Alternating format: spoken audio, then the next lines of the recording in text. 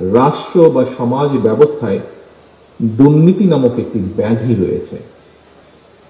আমি মনে করি, ব্যক্তিগতভাবে আমি দৃঢ়ভাবে বিশ্বাস করি, সমাজকে দুর্নীতি মুক্ত করতে হলে স্কুল, কলেজ, মাদ্রাসার শিক্ষকগণ দুর্নীতির বিরুদ্ধে সামাজিক বিপ্লব গড়ে তোলার ক্ষেত্রে যোগ্য ভূমিকা পালন করতে পারেন বলে আমি দৃঢ়ভাবে বিশ্বাস করি।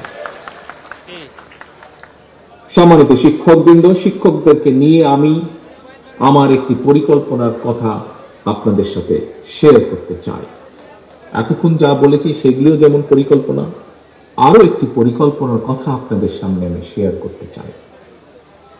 বাংলাদেশের স্বাধীনতা কিংবা বিজয় দিবসে সহ প্রতি বছর বিভিন্ন জাতীয় গুরুত্বপূর্ণ দিবসে রাষ্ট্রীয় উদ্যোগে সমাজের বিভিন্ন শ্রেণী পেশার মানুষকে দেশের রাষ্ট্রপতি বা প্রধানমন্ত্রী রাষ্ট্রীয় ভবনে আমন্ত্রণ জানিয়ে থাকেন, শুভেচ্ছা বিনিময় করে থাকেন। আমি মনে করি এ ধরনের জাতীয় দিবসগুলোতে আমন্ত্রিত অতিথিদের তালিকায় অবশ্যই প্রাথমিক এবং মাধ্যমিক স্কুলের কমপক্ষে একজন করে শিক্ষককে আমন্ত্রণ জানানো অত্যন্ত জরুরি এবং এটি নিশ্চিত করার জন্য প্রয়োজনে ওয়ারেন্ট অফ প্রেসিডেন্স বা রাষ্ট্রীয় পদমর্যাদাক্রম পুনর্মূল্যায়ন করে রাষ্ট্র এবং সমাজে শিক্ষা এবং শিক্ষকের মর্যাদা সমুন্নত রাখার বিষয়টি নিশ্চিত করা অবশ্যই প্রয়োজন। কারণ শিক্ষার্থীরা রাষ্ট্রের সর্বোচ্চ পর্যায়ে তাদের রোল মডেল শিক্ষকদেরকে সম্মানজনক অবস্থানে এবং বিচরণ করতে দেখলে সেটি অবশ্যই কোমলমতি শিক্ষকদের মনোজগতে একটি অত্যন্ত ইতিবাচক প্রভাব ফেলবে বলে আমি দৃঢ়ভাবে বিশ্বাস করি। সম্মানিত শিক্ষক, উপস্থিত ভাই বোনেরা, সম্মানিত নেতৃবৃন্দ, এই সমাবেশে আপনাদের অনেকের বক্তব্যে শিক্ষকদের চাকরি জাতীয়করণ প্রসঙ্গ এসেছে। কেউ কেউ মনে হয় আরো শিক্ষা প্রতিষ্ঠান এমপিভুক্ত করার কথা বলেছেন। এছাড়াও আপনাদের এই সংগঠনের বাইরেও বেসরকারি শিক্ষকদের বিভিন্ন বেশ কিছু দাবি রয়েছে। দেশের একটি দায়িত্বশীল রাজনৈতিক দল হিসেবে বিএনপি শিক্ষকদের ন্যায্য দাবির সঙ্গে নীতিগতভাবে অবশ্যই একমত। আমাদের দলের মহাসচিব সহ স্থায়ী কমিটির সদস্য জনাব আমির খুসরো সাহেব এখানে উল্লেখ করেছেন, আপনাদের বক্তব্য থেকেই উঠে এসেছে এখন পর্যন্ত যতটুকু হয়েছে শিক্ষকদের জন্য বিভিন্ন পর্যায়ে বিএনপি যতবার রাষ্ট্র পরিচালনার দায়িত্বে ছিল অধিকাংশ সময় অধিকাংশ দাবিগুলো সে সময় পূরণ হয়েছে। কাজেই আপনাদের এগুলো সম্পর্কে আমরা ওয়াকিফাল।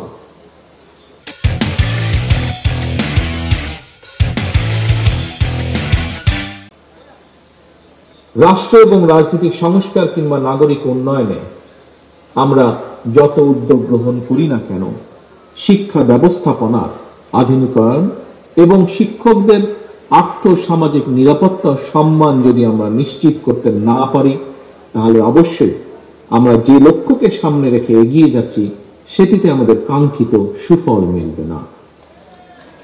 সম্মানিত শিক্ষকবৃন্দ, সম্মানিত উপস্থিতিবৃন্দ, জনগণের ভোটে বিএনপি রাষ্ট্র পরিচালনার সুযোগ পেলে অবশ্যই রাষ্ট্রের সামর্থ্য অনুযায়ী শিক্ষকদের আর্থিক নিরাপত্তা বেষ্টনী বাড়ানো কিংবা চাকরি স্থায়ীকরণ কিংবা জাতীয়করণের বিষয়টি ইনশাআল্লাহ ইতিবাচক বিবেচনার জন্য উচ্চ পর্যায়ের কমিশন আমরা গঠন করব ইনশাআল্লাহ। একই সঙ্গে প্রচলিত শিক্ষা কারিকুলামকে ব্যবহারিক এবং কারিগরি শিক্ষা প্রদান করে ঢেলে সাজানোর লক্ষ্যে অগ্রাধিকার ভিত্তিতে শিক্ষা সংস্কার কমিশনও আমরা গঠন করতে চাই। নৈতিকতা এবং ধর্মীয় সামাজিক মূল্যবোধের আলোকে কর্মমুখী শিক্ষা ব্যবস্থা প্রবর্তন এবং শিক্ষা ব্যবস্থার আধুনিকরণে জরুরি ভিত্তিতে পদক্ষেপ গ্রহণ করা যদি না যায়, তাহলে এই কম্পিটিশনের বিশ্বে আমাদের দেশ হিসেবে, জাতি হিসেবে টিকে থাকা অত্যন্ত কঠিন হবে। রাষ্ট্র, রাজনীতি এবং সরকারের উন্নয়নে বিএনপি গৃহীত সকল পরিকল্পনা বাস্তবায়নের জন্য প্রয়োজন জনগণের স্বতঃস্ফূর্ত সমর্থন এবং প্রয়োজন দেশের সবচেয়ে সচেতন অংশ শিক্ষকদের সমর্থন। এটি জ্ঞান এবং মেধাভিত্তিক রাষ্ট্র এবং সরকার গঠনে আসন্ন নির্বাচনে বিএনপি আপনাদের সমর্থন এবং সহযোগিতা চায়। বিএনপি সম্মানিত শিক্ষক কর্মচারী ভাই বোনদের আন্তরিক সহযোগিতা চায়। প্রিয় শিক্ষকবৃন্দ,